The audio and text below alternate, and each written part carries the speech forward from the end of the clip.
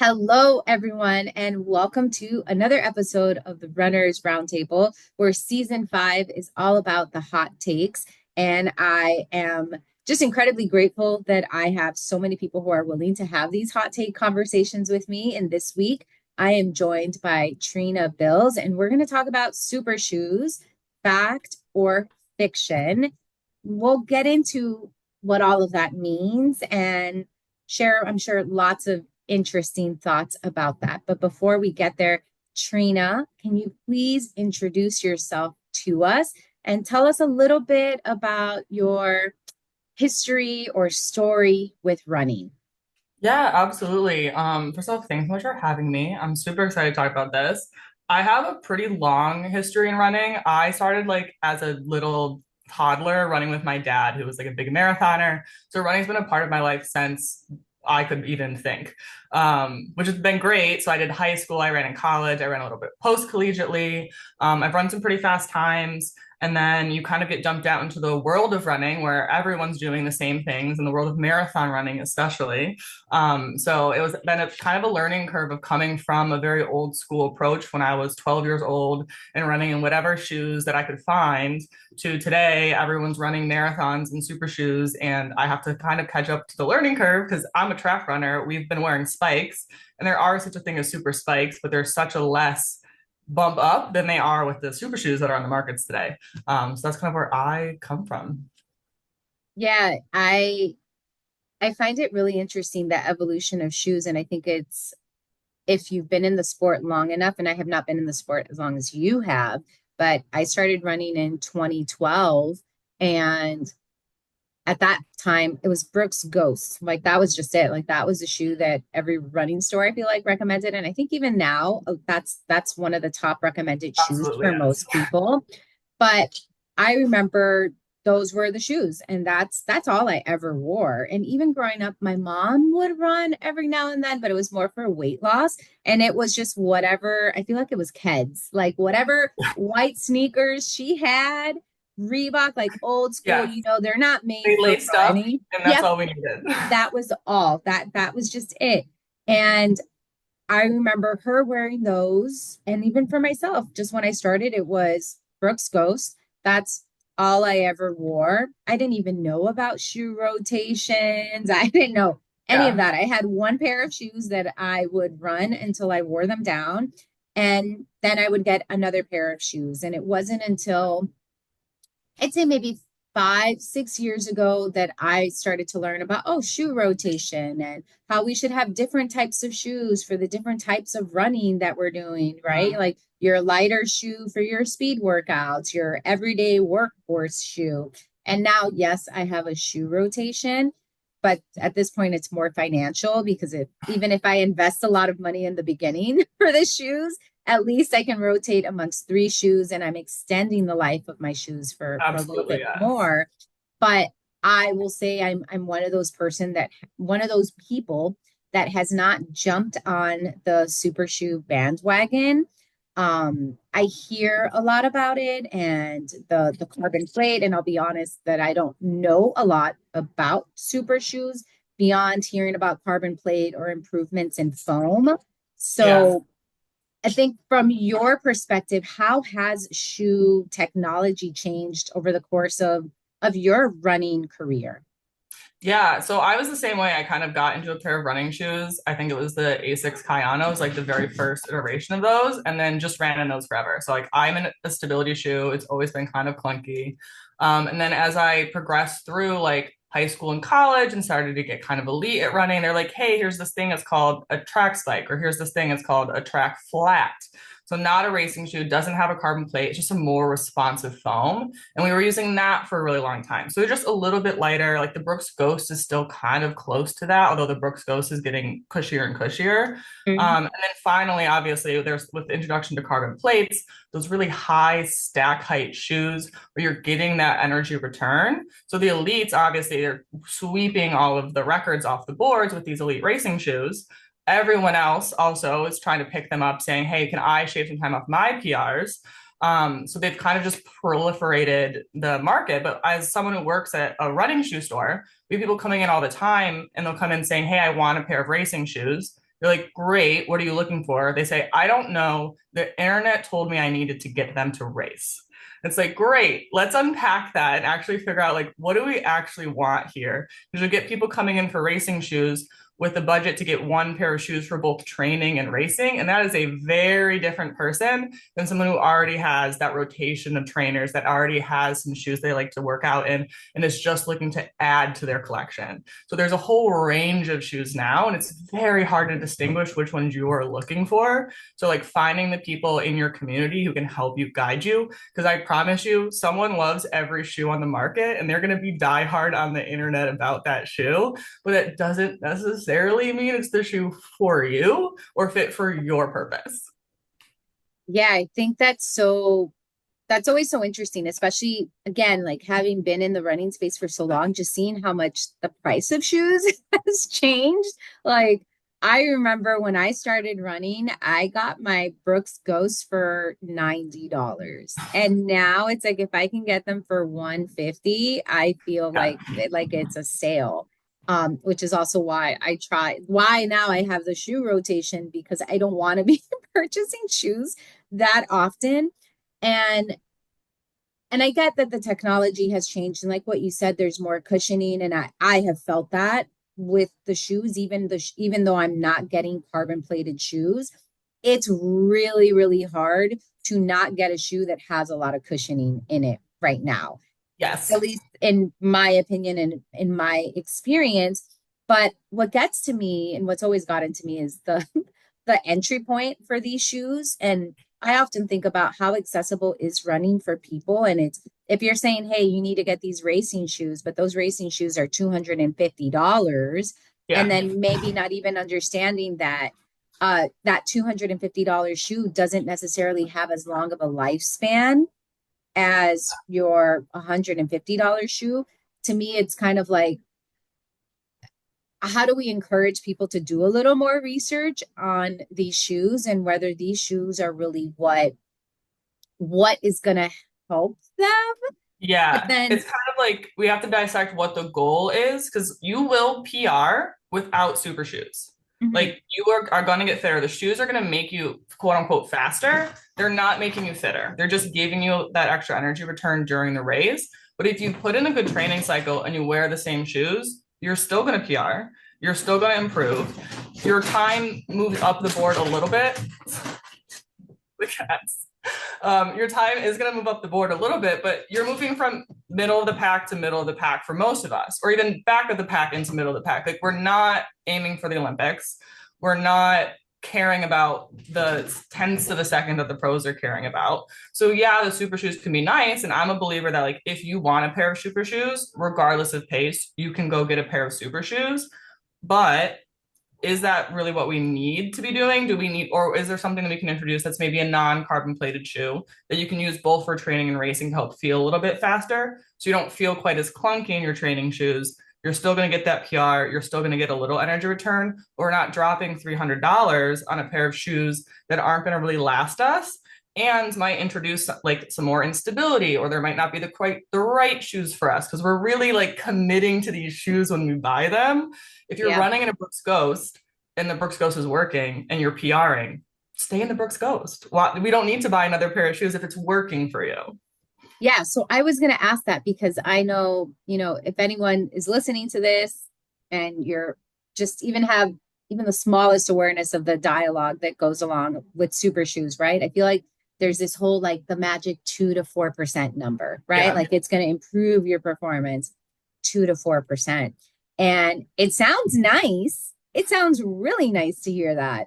But when you start to see some of the research of what that 2 to 4% is, to me, in my opinion, it just seems like such a gamble when the research is also showing that these shoes, not for everybody, but for certain people, it does increase their chances of injury. Yeah. And so then, as you were speaking of like, oh, the elite runners and the elite runners are wearing these shoes, I find that there's a big difference between elite runners and our everyday runners, say like myself, where these elite runners have optimized everything, right? Like Yeah. their running efficiency, like their stride, like everything. I mean, they have usually if they have a sponsor, they've got an entire crew of people that are working with them to figure every single detail out. Absolutely. Whereas, when I go into a running store, my 7.5 shoe is going to be the same as everybody else's 7.5 shoe. There's nothing that's like, it's not going to do something magical for me if I'm not already working on those things to make me the best runner. To me, it's like the shoe is like, not to say that shoes aren't important, they are incredibly important, but it's like the shoes are a very, very tiny piece of the puzzle that's kind of like a costume. Yeah.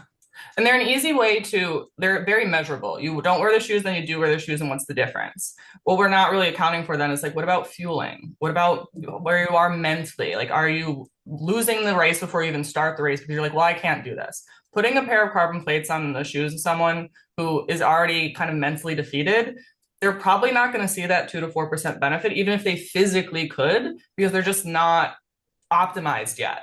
A professional runner, their limiting factor are those really small nuances of technology that they now need to optimize. For a regular person, our limiting factors are like, did I get enough sleep last night? Did I have enough time to like cook meals at home and fuel myself properly leading up into this race?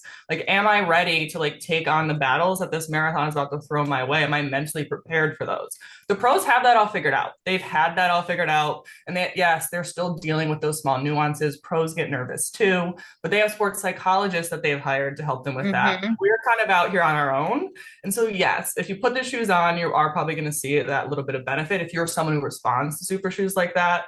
But at the end of the day, 2 to 4% is probably about the same percentage you're going to get if you're also fueling properly during the course of the marathon. We've all had marathons or long races where we like weren't fueling properly, and that bonk that you hit at the end can absolutely pull 10, 15, 20, an hour onto the marathon time.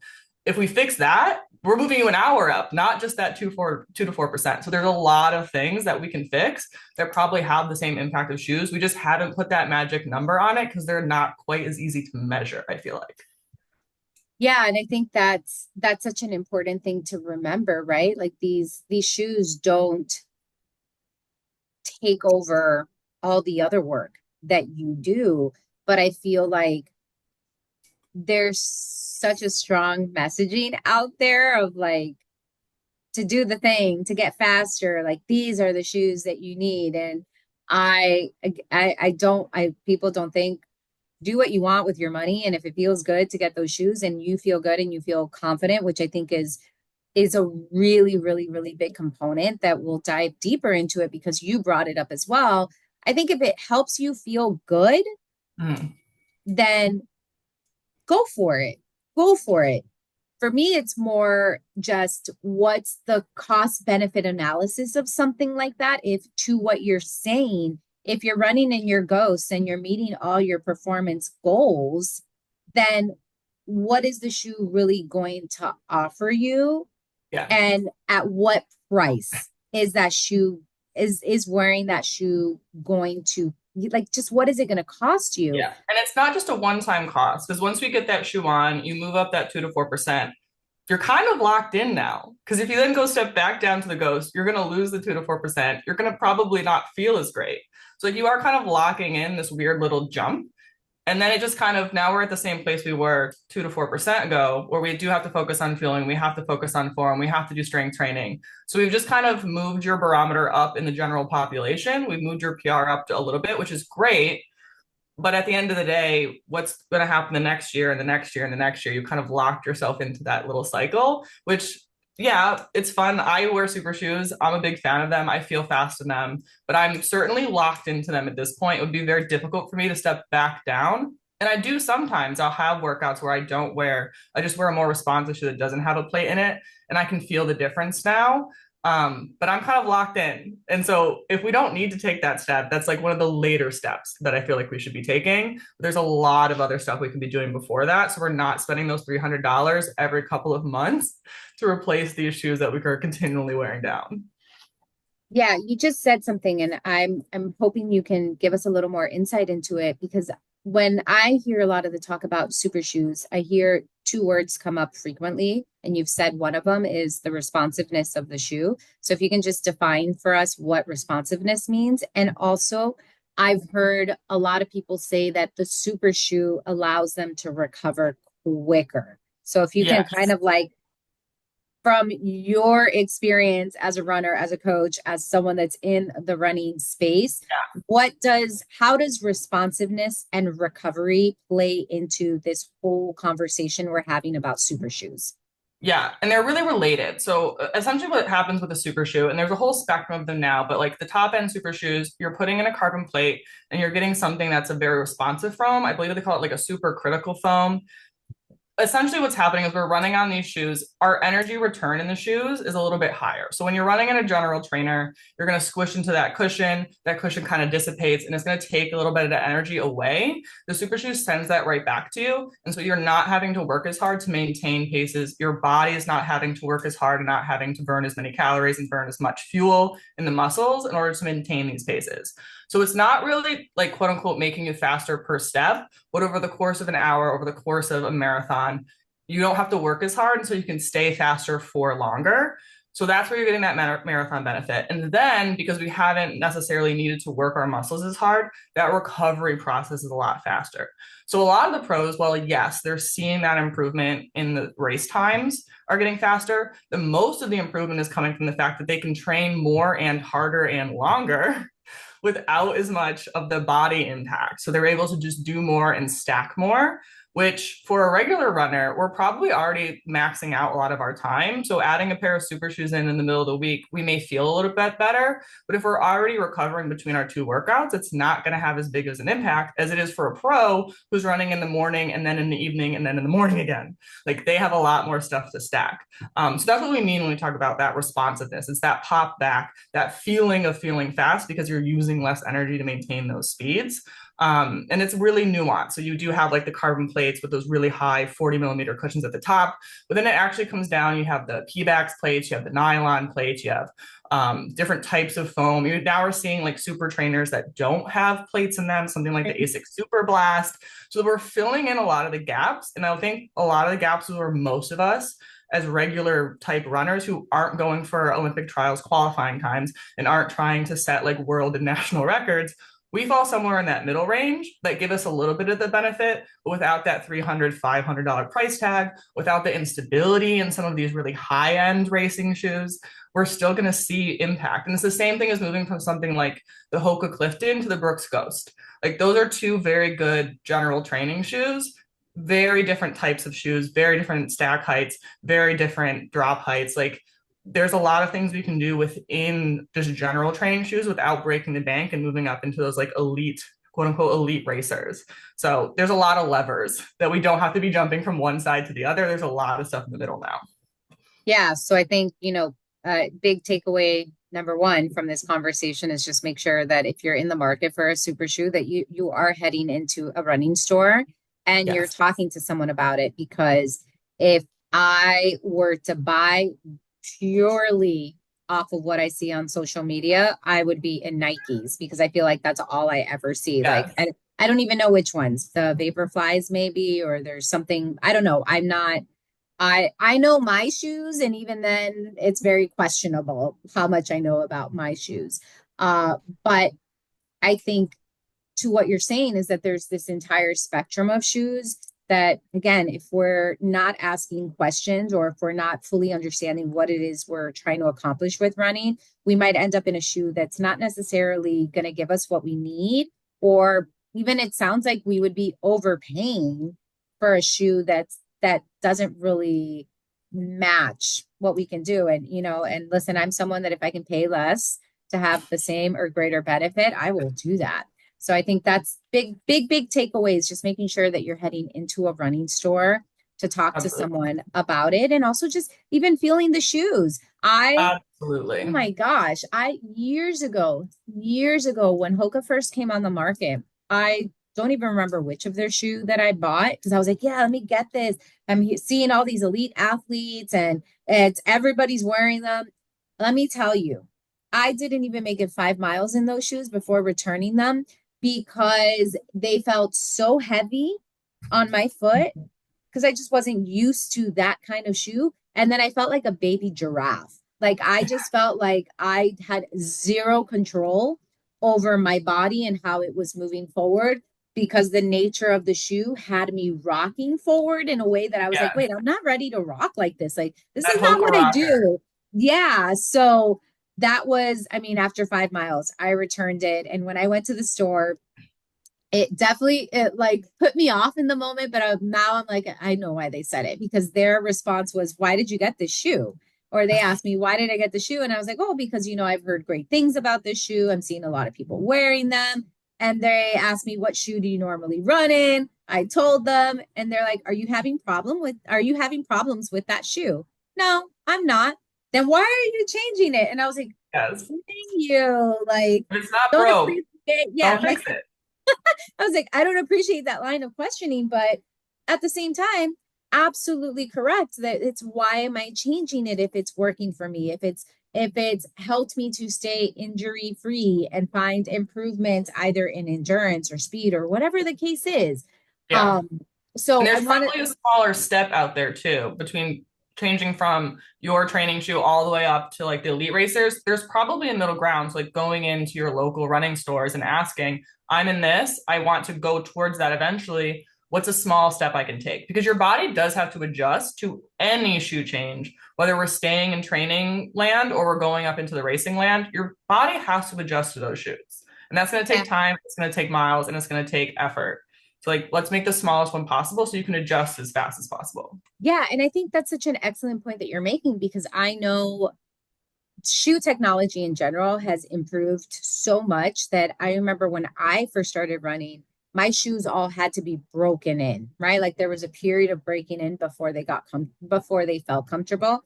And now there isn't much of a breaking in period, so long as I am wearing shoes that are either like the next generation of the shoe that I owned, or if not in the same category of shoes. But what you're saying, and I just want to just like, I'm like the little fireworks are going off in my brain right now, because it's like, oh yeah, we don't think about how when we're changing this category of shoe, how our bodies need time to adjust too. Yeah. I mean, duh, I just shared it, right? Like the shoe I was wearing had that rocking mechanism, and I was like, no way, I can't do this. I felt like a baby giraffe. Like it was not pleasant. And then at that point, kind of to go back or to loop it back, right? At that point, it was no longer how I was feeling physically in my body. It was all about the thoughts that I was having about how I was feeling. Mm-hmm. And like the mind, I was just like, nope, never again, never again. Like I spent those 5 miles thinking about how I never want to wear these shoes again. Don't want to Yes. be in it. So it that completely pulled me out of the run completely. Like I was looking more forward to being done than actually being like, hey, I'm out here running. This is great. Which again speaks to that mental piece. But I want to go back to something because of what you said, right? So the responsiveness, when I was hearing you speak to responsiveness, I kept thinking of like, oh, that's the springiness, right? Like when we talk about being light on your feet and not having like as much ground contact, like that's what came up for me. And also the recovery period is, you had said it's like people are able to do more because the impact on the body is Mm-hmm. less. But again, when we're talking about, say, for instance, elite runners, like how you mentioned that, they may run morning, evening, and then following morning. The big difference between an elite runner and an everyday runner or a regular runner is the fact that what they're doing in between is very much so what a runner, like someone who runs professionally, is doing, right? They're taking naps, or maybe they're going to do their strength training or physical therapy, or whatever. They're doing what they need to do to prepare for the next run. Whereas for a lot of people, I mean, I've done doubles in the past, and it's a pain in the butt because I'm running in the morning. Then I have a full day of either work, being with my kids, prepping dinner, like I have to go and run errands and everything else that it takes to run a household and be a human and be a parent. And then that run in the evening. And then I finish that run, but then I have to come home and put kids to bed and do all this other stuff. So that I think, again, the shoe isn't going to save me from the Right. mental Your load. limiting factor is not, is this 2% extra recovery in my foam is not probably gonna help me if I'm on my feet all day anyways. Like Yeah. it's not having the same impact as it would on a professional runner who that 2% carries over the course of the day because they're off their feet, they're napping, they have people bringing them food. Like it's a very different life experience for sure. Oh yeah. I mean, I would lose those 2%. Like I've had mornings where I always say that like getting my kids, thankfully they are older now. So for the most part, they get themselves ready for school. But I would often say that that was harder than the run. Coming home Yeah. from my run in the morning and then having to get my girls out of bed, to get dressed, to have breakfast, to do all that stuff. That felt like a marathon in and of itself. Like there would be days that I would drop them off at school and be like, I'm done. Like that's it, day. We're done. And it's like, no, it Yeah. actually you have a whole rest of your day to go ahead of you. So yeah, that the life piece is a big one. And I do want to shift our focus now to the mental part of running because as you've said, the shoes are great. Again, people, if you have the money, if you want the shoe, if you've had great results from the shoe, continue to do that. But for people who are on the fence of is this shoe going to help me? I think that questioning of is this shoe going to help me should definitely come after what you had said earlier of like, okay, how is your training going? How is your fueling going? How is your mental state? So I think yeah, I guess can we speak to that? And I'm Yeah, like, how do I want to formulate the question? And I'm drawing a absolutely. blank, but it's more of like, can we speak to the the shoes, the gear? That stuff Yeah. doesn't matter if we're not addressing the more foundational aspects of running. Absolutely. I always talk working at a shoe store. It's a lot of like sometimes shoes we just use as a band-aid for other things. So like I want a PR so bad. This is one way I can get there. It's not going to have the same longevity and improvement as getting your mind right, figuring out like, oh, I have to like trust my body and have faith that I can get through all of these hard parts in a marathon and not collapse inward on myself. Not only does that help you physically, it's way more fun to run a marathon when you feel good running the marathon mentally. And like that's going to take you a lot further and that's going to have a lot bigger impact. So I always tell people with regards to super shoes, if you want them, if you like them, if you feel good in them, get them. If you're hesitant, you do not need them. They are not a necessity in running, they are a luxury in running. So if you Mhm. like them, go for it. But if we can focus on something that can help you both inside of running and outside of running, and it's going to cost you it's going to save you $300. It's going to cost you 2 to 4% in your marathon time, but you're going to feel better about that marathon time. To me, that cost benefit analysis makes so much more sense than shelling out money to kind of band aid a problem because I don't have faith that I can PR myself. Like that lack of faith is something that is going to be more critical, especially in the long term. And again, if you like the super shoes, they make you feel cool and you're like, I just want to feel cool when I'm on the line. Hells yeah, I support that. Let's all feel cool. But if it's coming from a place of, I don't know if I can PR myself without these, well, now we might want to sit down and have a chat because, like, as a coach, I've seen your training. I know and I think you can PR without them. Where is this lack of faith coming from? Oh my gosh. Okay. That was really powerful. Just want to say that because I again, I feel like I have my own biases and judgments because I don't own super shoes, never ran in a super shoe. Mine is like that Hoka 5 mile experience that did not last very long. Um, so I know and I've heard, pro runners talk about this, right? How like, when they started running, there were no super shoes. And then all of a sudden other elite athletes were wearing super shoes. And at that point they had to make the decision of, am I going to continue running in, quote unquote regular shoes, or am I going to keep up with the competition and put on super shoes, right? Hmm. So I feel like that's a totally different discussion because these are people who are again trying to optimize every aspect. They are running for place, they are running for money, for contracts, for keeping their contracts. Like there's a different pressure on elite runners.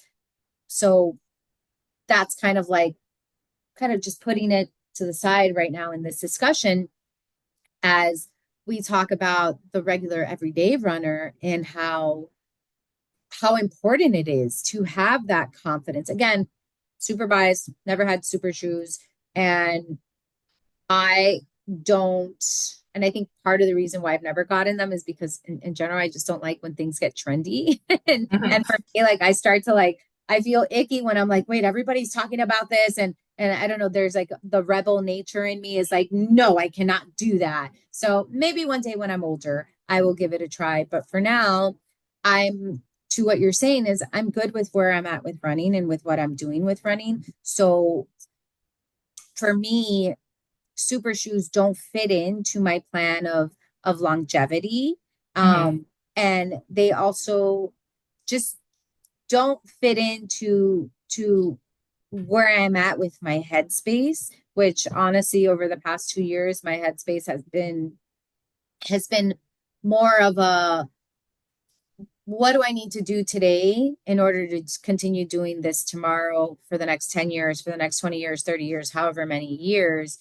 And for whatever reason, again, like super shoes doesn't fit into that, but it's because my goal with running has moved beyond finish times Mhm. to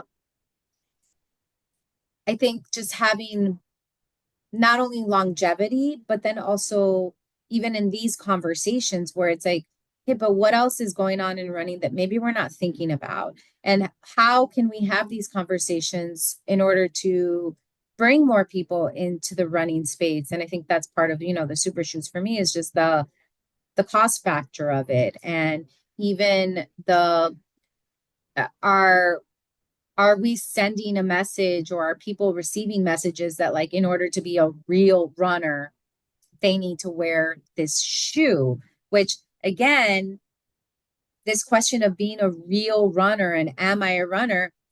That's not a like to me, that's not a question of function. It's not a like, oh, you're going out to run. So yes, you're a runner. It's really a mental headspace of what does it mean to you to be a runner? And how do you know when you are a runner? How do you feel as a runner? So yeah, I think Yeah, I want to see this thank you a for lot. bringing this up. Yeah, I see this a lot with coaching. I coach a lot of big groups, and we have usually a very large range of runners. And I've seen a lot where runners who are like maybe in the middle or the back of the pack, they are almost questioned as to why they might be taking something as seriously as someone who is up in the front of the pack. And it's like, no, where we fall in this delineation of the race has no impact on like how seriously we take the sport, how seriously we take our personal development in the sport, whether that's physical, whether that's mental. I think one of the biggest things I've ever taken from my racing career, yeah, I ran some good times. I ran NCAA regionals. Literally, it has no impact on my life beyond like I have a little bib on my wall that tells me that I did it. And sometimes I can be like, yeah, I was fast at a race. And people are excited for like 2 seconds. And then we have to move on because like it really Yeah. is not relevant to any discussion. But the emotional and the mental and the friends that I made, those are the things that last over time. So if we're taking running seriously, those things are also taken seriously the way that like I want to continue to see myself improve in the same way you wouldn't ask a musician who only plays music by themselves in their house, oh well, why do you practice music, why do you take that so seriously, because you don't go perform. That was not a question we typically ask someone who plays a guitar in their house or plays piano, but we're asking runners that all the time. And it's like, well, I take my hobby just as seriously as anyone else who takes their hobby.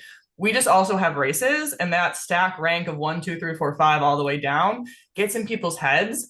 And the same reason you don't wear super shoes, I tend to wear cotton at races because like I want to like disassociate myself a little bit from that very elite. Like I have to have the newest gear and the newest racing kit. I'm like, no, let me just wear like a cotton t-shirt. Let me wear like the funniest thing that I can find or something that makes me feel good and like represents what I'm trying to bring to the sport. And it's not necessarily, oh, I have to wear like the latest gear and the latest shoe and the latest watch and put it all on Strava and put it all on Instagram. Like there are things that we just don't have to do in the sport, even if everybody else is doing them, because it's just not the way we participate in the sport. Yeah, I I love that because one of the things as I've just grown more into the sport, one of the things that I think about a lot are where are those gatekeepers in the sport? And I just have a question for you. and this is part of the gatekeeping part, but just because I know this happened to someone I know that was interested in getting super shoes and went to a running store and was essentially told that they were too slow to own super shoes. Yeah. And so again, for me, it's now I'm just curious of where are those gatekeepers, and like when I heard this, I was like, what is wrong with this business? Like my brain went to just sell them the damn shoe. Like if Yeah. they're willing to spend the money and if they know what they're buying, sell them the shoe. And it's to me because it's not about the shoe. It's about creating inclusivity. It's about getting a new customer. It's about showing someone who's coming into the sport, like, hey, I support you. Like, this is what you want. Cool. Here you go. So Yeah. I'm curious if you've heard statements like that, or if you've just been in the presence of thoughts like that. Yeah, no, I think it's pretty prevalent that there is a weird speed versus technology divide, especially when it comes to super shoes, if you have to be running certain paces. And I'm not a believer in like you have to be XYZ fast to do it. I tend to aim more for like a little bit of knowledge and a little bit of questioning is like, why are we getting the super shoes? As an example, a lot of the super shoes that are on the high end, the $300 shoes, they're really fancy. People want them from because they see them on the internet, are also really unstable. So if I don't know a runner and they're coming in being like, well, my friend told me I should get super shoes and I want these ones because they're cool, I'm not going to ask them their PRs. I'm going to say, okay, why are we getting super shoes? Have you run in super shoes before? Like, what are we doing in our training that might support or not support super shoes? If I see someone run, I'm a pronator. I cannot tell you how long it took me to get used to a neutral super shoe, even if I put an insert into it. My ankles are screaming after every single time I use these shoes. So if I see someone run with a lot of pronation, they're in a stability shoe and they're looking for a super shoe, my first question is be like, do you know that these are neutral shoes and they're unstable? And do you have a plan of attack for that? And if you don't, can I either give you one or can I guide you to resources for getting one? So I think people just go speed equals experience and speed equals you can or cannot use these things. And we're like fully failing at the education aspect of what the shoes are, what the shoes are used for, what the downsides. And this works again, no matter how fast you are. You could be running 6-minute miles in your marathon, but if you have pronation issues, it's gonna show up. And that's something you need to be aware of. And don't care how fast you are. Yeah. I run pretty fast and I have to like really work on my super shoes. And it's taken me years of plantar and years of ankle problems to figure out the exact amount of mileage I can run per week in things that are not my stability shoes. And that's something that I try to strength train away. And that's something that I work on a daily basis. I do a lot of toe yoga, but it's just something that like I have to actively support. And we're not giving people resources to support it because we just blanket say, well, you're not fast enough to wear them. It's like, that's not how this works. There's a whole bunch of other things that are way more important than speed. And as we're finding out with the research, super shoes do have an impact from the top to the bottom of a race. You're going to see improvement. It really is a responder and non-responder issue, not a pace issue. And so we have to follow that science. The science did not come back and say, hey, if you're fast, you get an impact, and if you're slow, you don't. It is really showing up across the board. So it is really an individual basis of like, do you know what these shoes are? Do you know what the downsides are? And do you have a plan of attack on incorporating them? Please do not buy these and then go run your 20-mile long run tomorrow on them. So we need to educate first and lead from there. Yeah. And I think that's so interesting. I just want to highlight it, something you said, right? You said it took you years to get there. So it's not like, and this is just me as a coach, and I'm going to assume you would agree with me, right? If you get someone who is brand new to the sport, we're not talking about super shoes. I don't even want to hear you say that word, because if you're brand new to the sport, there is so many other things you need to figure out before. Like, yes, I'm going to tell you, get shoes that are comfortable and that are for your type of, however your gait is, get shoes that meet that. But I don't want to talk about super shoes when you need to figure out something as I don't want to say as basic, but something as basic as how do you drink water when you're running, right? Yeah. Like when we need to figure out just how to do the thing, the Yeah. shoes shouldn't be the concern. But I also want to I want to say how much I appreciate what you said about speed and the shoes and how we're connecting the two.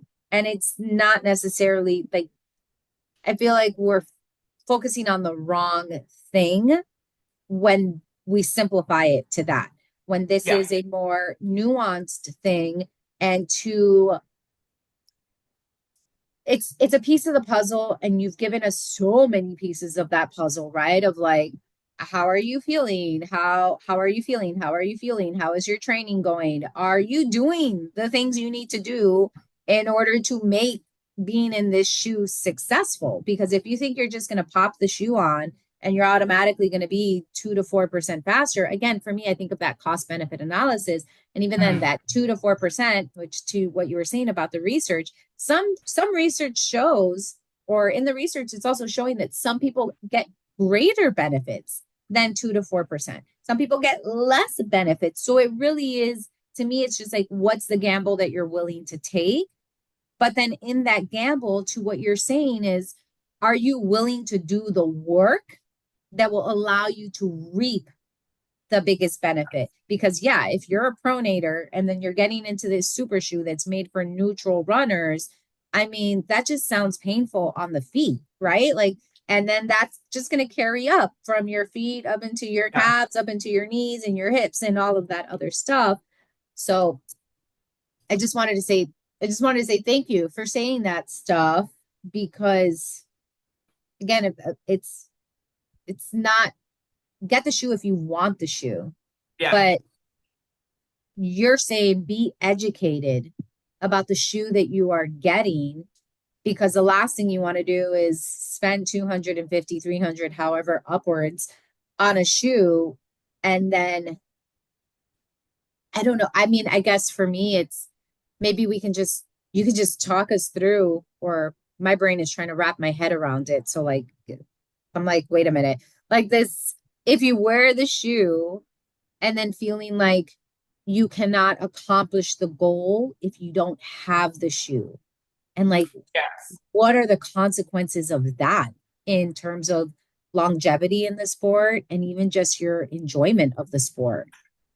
Yeah, no, for really not trusting, like, I feel like one of the biggest benefits of running is like the ability to trust your body and to have faith in your ability to like push into discomfort. And then when things are going wrong, being able to like find your way through that moment.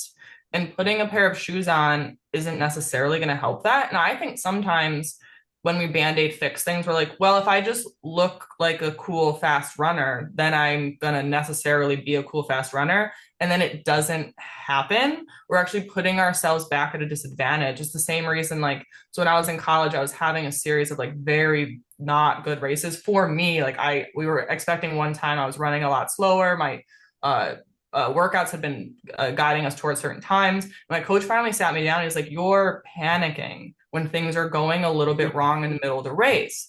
All of your fitness is there, everything is there. And at that point, I'm wearing spikes. I'm wearing the fastest shoes that are on the market of the day. He's like, I need you to go home and I need you to visualize. It's like, I don't want you to visualize the race going well. I want you to visualize the race going so badly wrong and then you coming back from it. I want to picture you losing that pace group and then in your head over and over again, picturing yourself latching back onto it, taking those few miles in a marathon to like, I'm going to bring myself back out of this. I'm going to refine that rhythm and I'm going to find that pace that I can do towards the end now. I'm going to go picture yourself going from like your A goal to your B goal, but like doing it successfully and in a way that feels good in your body. Because we picture everything going right all the time. And I think the super shoes kind of fit into that aspect of like, oh, well, I'll just be aspirational only and focus on aspirational. We're missing that fact that like, it's gonna go wrong. It's inevitably gonna go wrong. It goes wrong for the pros, it's gonna go wrong for us. And if you can work your way through it, I tell my athletes all the time, one of my biggest mantras that I try to give to my athletes is like, let it come back to you. You're going to lose Mm, it. You're going to have a mile or two where everything's going wrong. You've lost your pace. You've lost your rhythm. You don't know what's happening. Relax. Let it come back. Forcing that to go faster and forcing yourself to kind of re-grip on with a like frantic passion isn't going to work. And so practicing the visualization of like when we lay down in bed and we're thinking about that race and you're like, oh my God, it's all going to go wrong. lean into that and picture yourself fixing it. And that's the type of thing that I don't think putting on a nice kit and putting on a nice pair of shoes is necessarily going to fix. For some people, that's what they need. They're like, I don't have enough faith in myself. I want to feel cool and I want to look like I fit in. But I think a lot of other people are really in the space of like, I need to work on that aspect of like working through those hard moments and trusting myself to be able to get through those hard moments. Yeah, I think back to my was 2017 Chicago Marathon, which I've spoken about before, and how that race I had done everything quote unquote right in the lead up to the race. I was really proud of the training. I had trained for a specific time. I was really confident that I could get that time. And I even had the cutest outfit. Like this was like when Hamilton first came out and like it was everywhere. I made like a custom shirt and loved my outfit. Like I was like, Yeah. this is the best outfit. And on race day, I woke up for I woke up and for no reason, I was really anxious. So anxious. I could not get my head in the right space. Mm. And I spent that race suffering mentally. I was in such a poor mental headspace and I could not get it back.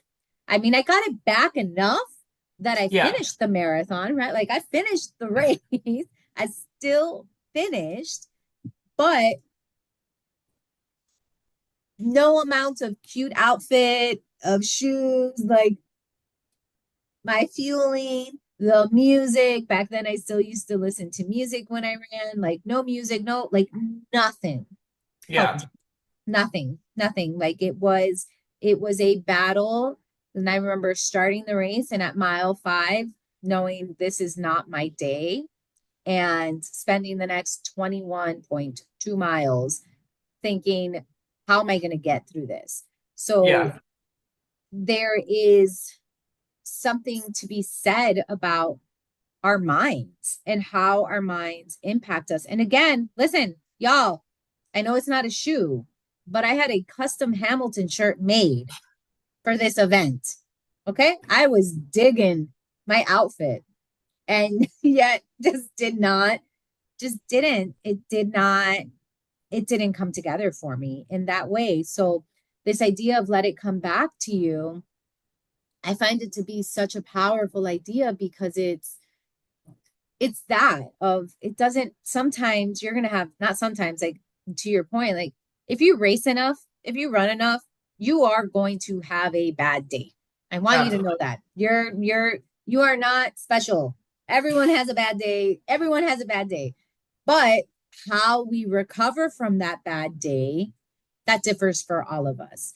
So I just really love that. Let it come back to you and the power of visualization. And even just thank you for sharing your own personal experience with it of you had on paper, right? On paper, you had Mm. everything you needed to succeed. And yet where the block was, it wasn't the shoes, it wasn't your training, it wasn't a lack of fitness, it was the thoughts that were coming up or just how those thoughts ran away with you. And I feel like I hope that people after listening to this conversation do think about where is their headspace throughout the entire process of running. And I for me like a big takeaway for me from hearing you speak is just this idea of where is your confidence without the gear. Mm-hmm. Yeah. And like, where's your confidence without the gear? Like, can we disassociate a little bit with social media? Is it Strava? And then what is our, if we do like the gear, I like a good kit. I like wearing all black. I do race braids. It's fun. But like, where is that? Am I feeding a sense of confidence that I already have and just building on top of it? Or am I band-aiding a lack of confidence and trying to cover over that with something flashy? And like really being honest with ourselves as to which one of those we're really leaning into, I think is really important. And again, it's like there's the shoes, there's Strava, there's wearing a cotton t-shirt versus the technical t-shirts. There's wearing like if you're going to dress up for like Hamilton or if you're going to wear a tutu, like those are all sorts of things that we're putting out into the world. We have to make sure we're doing them with like joy and they're coming from a really good place. And there's ways that we can play with them. So sometimes maybe it's like maybe I go into a race and I don't tell all my friends that I'm doing this race because I just want to have something for me. And that really works really well for other people. But other people are coming at it afraid to tell their friends and family that they're running a marathon, that they have a big goal on the line. And so maybe there's someone that actually needs to go tell people and have the confidence to like put their stake in the ground and then go for it with people watching them. So we all need these different things. We just have to kind of understand where they're coming from and figure out what levers we can play to like really do running and appreciate the sport in a way that works for us, not in a way that we saw someone online do it or you saw a friend do it or someone told you was the way to do it. Yeah. What I'm hearing you say is that the question we should be asking ourselves is what's the root of our confidence? And how are we using things like shoes to amplify that confidence and not to cover or Mm-hmm. make up for? And I love the metaphor. I think it's metaphor that you've given us of band-aid. I'm like, is it metaphor, simile? Which one is it? Can you tell I I have majored in children math, in not in school? English. Yeah, I'm like, I have children in school, so I hear about it all the time. But it's that, and again, you've said it, like I feel like that's a theme here where it's like it's the band-aid. Is this something that is a band-aid that you're using even just to cover up the truth of what you're feeling? Or is it something that is going to give you a boost to your confidence, right? Like you're already confident, like you're going to go and do great things. This shoe is just going to help you shine a little bit brighter, but it's Yeah, not going to be the sole source of your shine, is what I'm absolutely. getting from you. Okay. So I know we can talk a lot more, and this conversation has already given me so much to think about for myself and even just for my athletes, because again, I have a lot of people who are new to running and they'll ask me about shoes and what do I recommend and have I heard about these things. And it's always that let's focus on getting the body able to do the running and the distance, and let's focus on getting your mind in a position of believing you can do that. Then we can always refine and fine tune with gear later. Absolutely. Like if it's, I love like when I first start working with people and they're like, how do I fuel? I'm like, just take a pack of gummies and applesauce. Like, let's make it real easy Yes, for you. And once you're like, okay, I can handle, then okay, let's look into the goos. Let's look into your more sport specific fueling options. But in the beginning, it's just how do we make it easy for you to show up to do the work? absolutely. So, all right, Trina, I have three questions left. So, can you just tell us where do we find out more about you? How can we connect more with you? Just where do we get more of you? Yeah, so I'm very active in the New York City running community. So if anyone's around doing races, you'll probably see me around. I'm on Instagram at Trina Lessins with an underscore. I also have a website. I'm going to try to blog more this year. Again, I majored in math, not in English, so it's a little bit of a stretch for me to do writing, but I'm trying. And it's just trinalessons.com. And those two are linked together. So if you find one, you'll be able to find the other one. And yeah, I'm in New York City. I work for New York Road Runners. I also work at Brooklyn Running Company. So if you are around and see me in the community, definitely say hi. I love that. Um, Second question is, what do you have coming up in 2025 regarding your running that you're excited about? Yeah, I'm a little bit backwards, I think, than most people. I'm really excited to not race for a while. So I have been racing a lot. I obviously have been racing since I was 12 years old. So like racing to me is now kind of a thing where like people just do it. I'm in a block right now where my coach keeps telling me, "Do you want to put a race on the schedule?" And I'm like, I kind of like just training hard to train hard. I do have, in theory, like a mile race coming up. I may do something late indoor, but definitely doing like a 1 mile road race in New York City, either Brooklyn Mile or Fifth Avenue Mile. So one of those are going to be my big A race for the year. But I've got a long time until then, and I'm just really enjoying the process of just training right now. feel like that's when you know you've unlocked a different level of running where just being in the in between feels nice. Yeah, it only took 20 years. So, Yeah, yeah. So listen, people, if you're here, this is where you can be in 20 years, depending on where you're at. So, all right. Final question is, what are your final words for us today? yeah, honestly, I think my biggest, like, every single athlete I come into contact with, whether that's like via coaching or whether that's just talking to runners on the street, is find how running works for you. People are going to have opinions online. People are going to be doing things that they like. If you don't like workouts, you don't have to do workouts. If you don't like super shoes, you don't have to wear them. If you don't want to post on Strava and use smartwatches and you want to use the literal Timex stopwatch, do that. You can get faster. You can see all of the benefits without all of these tools. And then if you love those tools, go in on them, learn about them, figure things out about them, like find the way that running works for you. That's my biggest stress for everyone across the board is like find the things you love and don't listen to that person on the internet who's telling you there's one way. I promise you there's not. There's so many ways to do running. Yeah, there's no one definition to be a runner, and all of us have the power to make running what it needs to be for us. Trina, Absolutely.